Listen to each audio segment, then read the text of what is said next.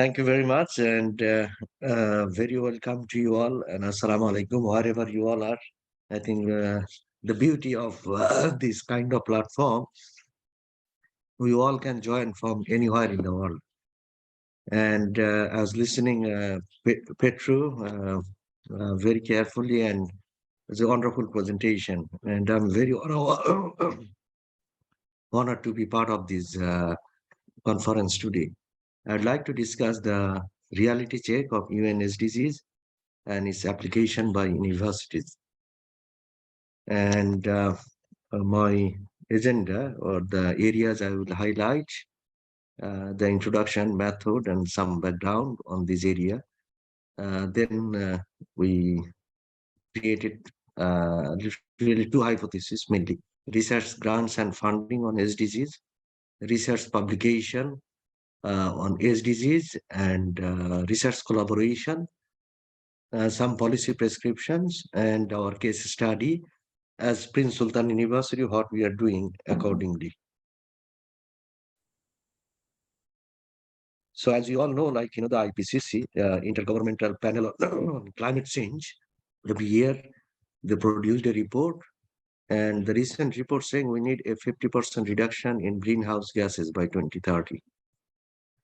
Then some of the statistics are really shocking, and it's just a wake-up call for all of us, the policymakers, academics, the community, and so on. So the total amount of food lost or waste globally amounting nearly 1.2 trillion US dollar. 821 million people, 1 in 9, still go to bed on an empty stomach each night. Massive human suffering. Over 3 billion lives at risk. And there was an article in the World Economic Forum. It's saying, are we about to throw away around $25 trillion in waste?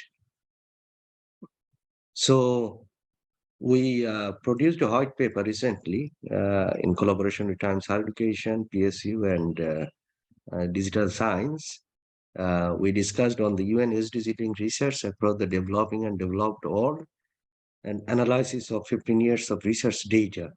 Because as you all know, how the university can contribute to SDG is a big issue. And UN, UNESCO produced many papers and so on. Still, a lot of things need to be done. So these areas were overlooked by the policymakers, and we thought we can work collaboratively and see some findings which would be helpful to accomplish the SDG goals globally. So this is the QR code for the white paper, and we have, including me, 4 other colleagues are part of this white paper. So part of the background, as Petro was discussing, the Millennium Development Goals from 2000 to 2015, representing a groundbreaking commitment. However, there are considerable or significant gaps that had to be addressed in the MDGs. And in particular, MDG failed to acknowledge the inequalities faced in middle and low income countries. So accordingly, the 2030 agenda for UN SDGs, which were adopted by 193 countries in 2015. So the key pillars or the 3 pillars for the SDGs were economy, society, and environment. And these are the SDGs. And in terms of research and innovation, and ecosystem, the SDG framework encourages collaboration and the exchange of research practices and expertise. Now, few of the SDGs during the COVID-19 and the post-COVID era, became very significant. SDG 1 and SDG 2, as you all know, in 2020, end of 2022 and beginning of 2023, all the UN agencies declared 349 million people from 79 countries were in danger, in poverty and food insecurity. And 26 countries, they, like COVID, they spotted as a hunger hotspot. 18 of the countries were in Africa. So, and again, the whole discussion today, I want to highlight SDG 2016, now 2023. 7 years gone. We have 7 years left, many things to do. But I hope after the 7 years, the agenda will continue. It will not finish here, right? Decent SDG 8, during the COVID, we know unemployment increased significantly. Still, we are facing a lot of economic crisis around the globe, including the high-income country.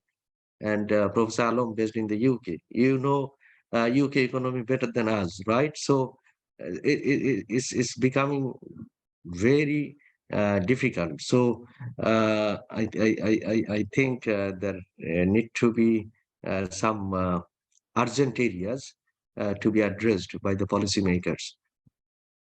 SDG 3 became very popular from the COVID-19. SDG 4, we all know the GDP contribution or the higher education budget, percentage of the country's budget, very significantly around the globe. So in terms of the SDG classification and grants distribution, what we found, number of grants are consistently higher in high income countries. And this percentage change in grants fluctuates year by year. However, low income countries more volatile. And the SDG classified research grants have increased consistently in higher income countries, and substantially in recent years, the low income countries are prioritizing this area. So in terms of low and lower middle income country, we found India consistently top ranked in lower income countries, and untapped research potential across the Egypt, Ghana, Indonesia, Pakistan, and etc. There is an increasing interest and investment in research in these areas. Research and development expenditure percentage of GDP varies significantly around the globe. In terms of the SDG grant distribution in the Middle East and North African region, we see the massive variation in number of research grants from 2010 to 2022. Qatar appears to have a strong commitment to research and development, and the research and development is concentrated around only a few countries in the MENA region. Now, the question from the United Nations, the innovation index. So if you see in terms of the research and development cost and the quality of output, there could be another discussion and another key area. It's not necessarily how much we are investing on research and development, but how much quality of patents and other commercialization we are producing in terms of measuring the quality. So this could be another area of discussion by the policymakers. So growth of SDG research over time, we can see the number of SDG research output, high and upper middle income countries, the annual growth rate is 16%. For the low and lower middle income countries, we see the annual growth rate is around 19%. So since the implementation of the SDG agenda, growth rate for low and lower income countries becoming slightly higher. So SDG research output share, in general, there is a huge disparity between the groups. Some SDGs are exhibiting less disparity. For example, SDG 2, zero hunger, SDG 1, no poverty, and SDG 6, clean water and sanitation. And the increase for lower income countries over time, especially with the SDG 4, quality education, and SDG 8, decent work and economic growth. So SDG ranked priorities by country income. This graph, it reflecting the relative activity by SDG and income category, proportion of total publications was grouped by income category, and the clear varied research priority by the different region. Lower income countries prioritizing zero hunger, no poverty, clean water and sanitation, and decent work and economic growth more than high income countries. So we all know, based on the income classification by the World Bank, different groups, different regions are focusing some of the SDGs more than other SDGs. So, in terms of international collaboration, increasing trend in international collaboration and collaboration across the income regions based on the publication or the research publication, East Asia and Pacific dipped from the 2020. Notable increase in collaboration across income groups for both regions. For example, in Saudi side, we have around 70% collaboration of our total research productivity in Saudi Arabia. So with Middle East and North African countries having a consistently higher percentage than Europe and Central Asia. So this is a really encouraging and push from the government and the policymaker side. So research output and collaboration trends, just example of some of the SDGs 13 and SDG 3, we see the notable decrease in collaboration in East Asia and Pacific region, the MENA and South Asia exhibiting sharp increase in collaborating research. And from this graph, we see the research playing a pivotal role in shaping policies and driving socio-economic development and innovation, making policy citations a vital indicator for real world impact. So now the way we measure the citation, the ranking, and so on, I think the policymakers, the universities, the United Nations, they need to work together. They need to discuss how the university's performance could be measured. Is it based on the traditional citation or the societal impact, which is beneficial for the country, for the region, and the global impact as well? Uh, some of the best practices from the developing country or the low income countries, what we can learn from the low income countries.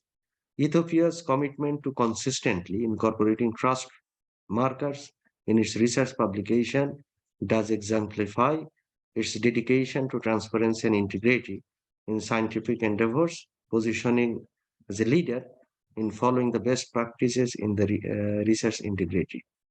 So this is just an example of types higher education impact ranking data 2022. We see the understanding inequalities in SDG research output. So, for example, SDG 1, we see the high income countries score, average score for university in SDG 1. The upper middle income and lower middle income is closely, very close.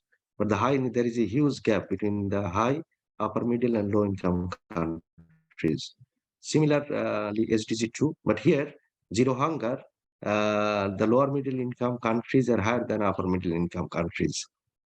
But for SDG 4, the high income and the upper middle income are higher than lower middle income countries.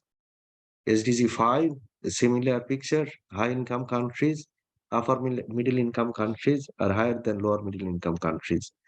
So in terms of the policy prescription, what we see, we talk about the gender equality and other inequality and inequity.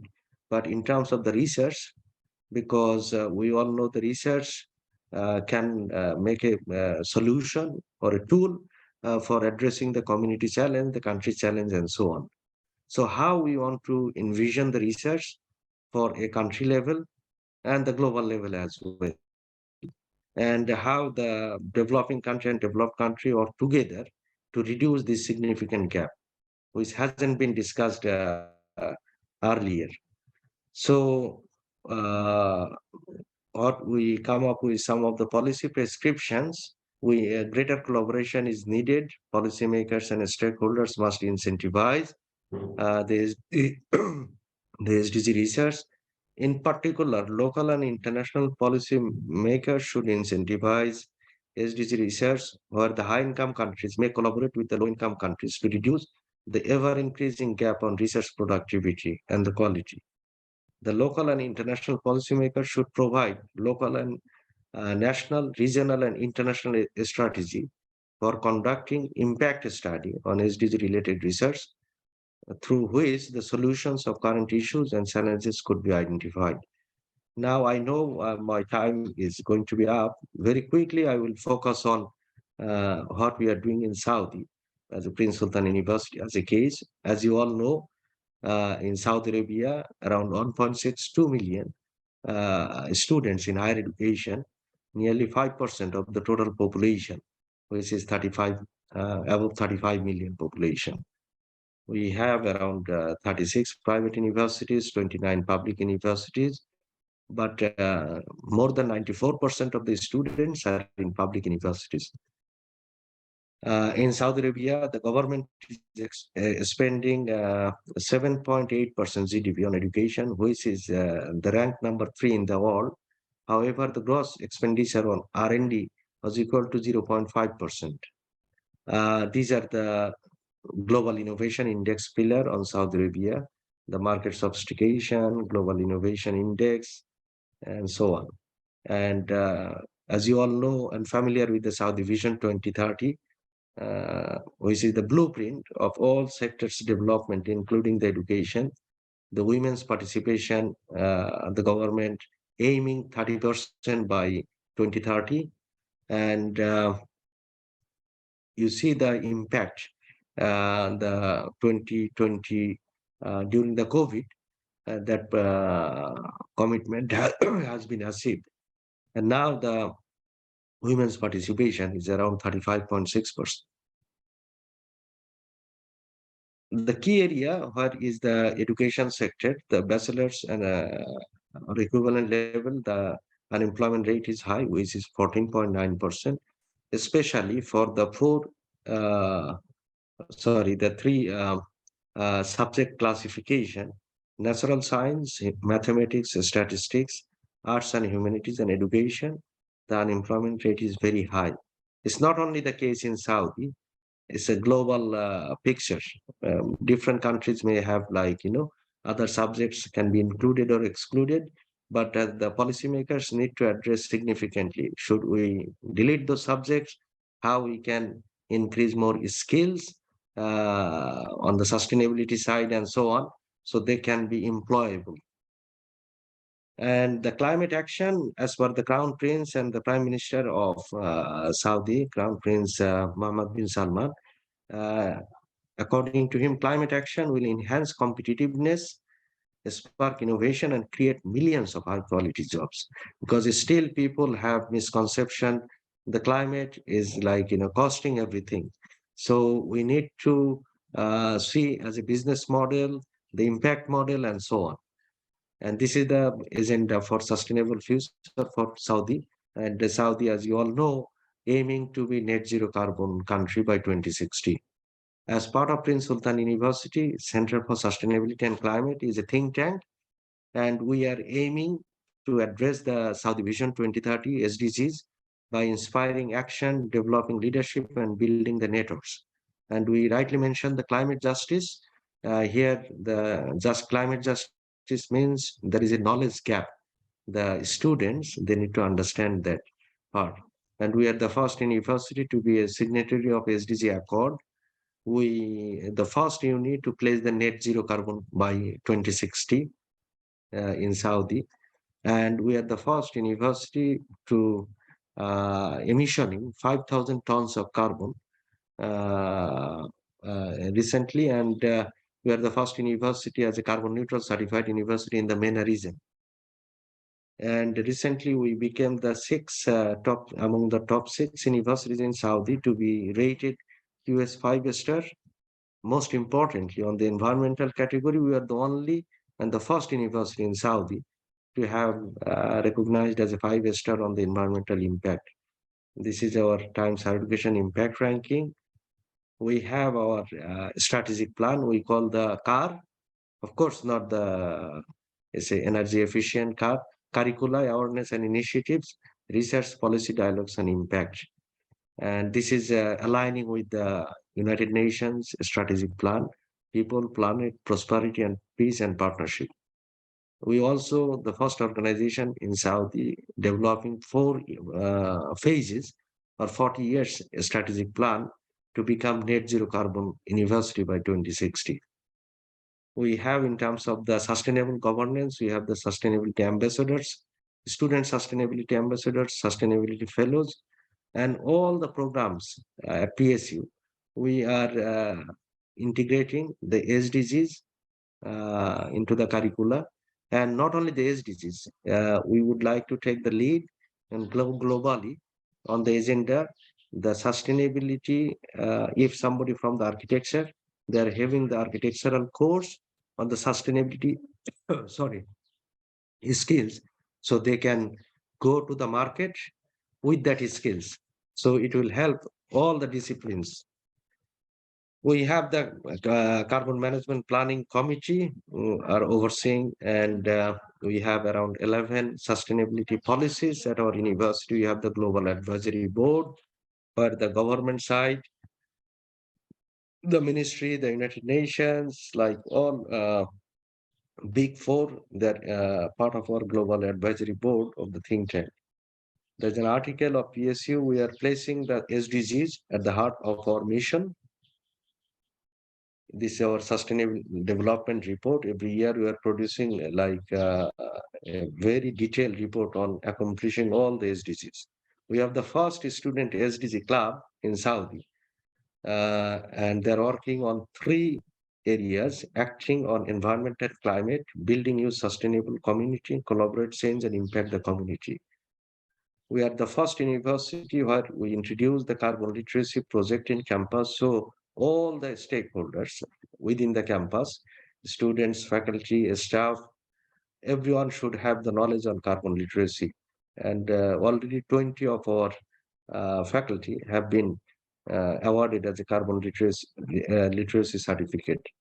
We are eliminating the plastic water in the campus. We are also we introduce the tree mapping initiative towards net zero carbon. So we can measure how many trees we have, how much carbon dioxide we are emitting every year. Recently, two of our students, they went to the United Nations on the part of the Saudi Young Leaders Exchange Program, SILEF, as young leaders on climate change. We are also part of the HESI Higher Education Sustainability Initiative Action Group. We are collaborating with regional and local ministries.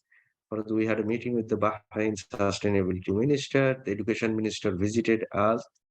Also, then the World Food Program recently they came and discussed, how we can work together in terms of the recent global crisis on the 349 million people in danger in terms of food insecurity. Um, and then we have the students' collaboration with the PepsiCo on the Zero Waste Challenge. We had the tree mapping initiative, and also we planted 500 trees recently. The United Nations came to discuss the green economy, environmental protection, and South Vision 2030. We have the strategic collaborator with think tank Indonesia, HESI, United Nations Global Compact Network, Saudi Arabia, EAUC, and so on. We have also three think tanks: Global SME Policy Network, Global Education Policy Network, and Global Islamic Finance Tax and Zakat Center. We contributed significantly on the policy side for the government, on the G20 side. Our accounting program became the second in the world, second private university in the world outside the United States, having both WCSB business and accounting accreditation.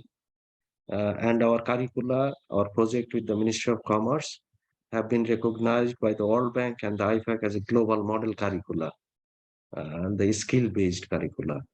We participated in the University of Glasgow Global SDG Congress with the part of the UN Day in Saudi Arabia.